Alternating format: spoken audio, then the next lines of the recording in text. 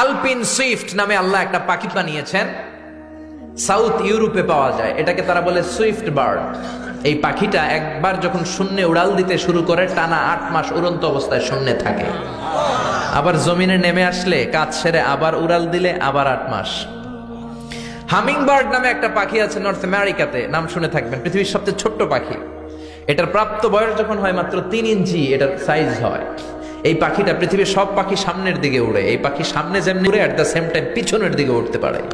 এই পাখিটা তার প্রতি সেকেন্ডে ডানা ঝাপটায় 80 বার। কয়বার? আপনি 1 সেকেন্ডে আপনার 2 হাত ঝাপটাতে পারবেন কয়বার? কথা কয় না। আমি 5টা ঝাপটাই মারতেই তো আমার 1 সেকেন্ড শেষ, কিন্তু এই পাখিটা 1 সেকেন্ডে ডানা ঝাপটাতে পারে 80 বার। সুবহানাল্লাহ কইতে মন চায় না?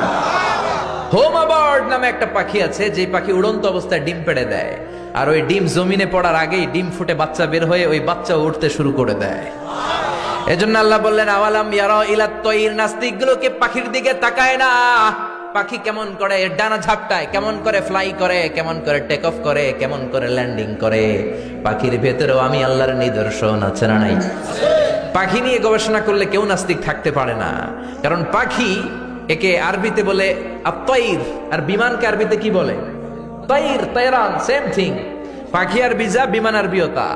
Birds and aeroplane maintain the same flying mechanism while flying. পাখি এবং বিমান যখন আকাশে উড়ে একই সিস্টেমে উড়ে, পদ্ধতি একটাই। এজন্য আল্লাহ পাখির দিকে নিদর্শন দিয়ে ইঙ্গিত দিয়ে বললেন, পাখি নিয়ে কি তোরা গবেষণা করিস না? আমরা এই পাখি নিয়ে গবেষণা করি নাই, এই পাখির উপর গবেষণা করে বিমান আবিষ্কার হয়েছে, এয়ারক্রাফট আবিষ্কার